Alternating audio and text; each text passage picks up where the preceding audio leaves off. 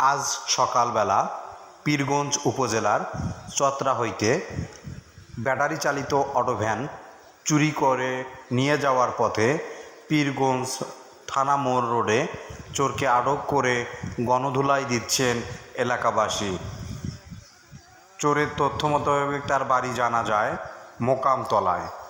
দেখতে থাকুন চোরের দৃশ্য ও চেহারাটি। আপনার এলাকায় এই চোরকে দেখা গেলে অবশ্যই সাবধান হবেন।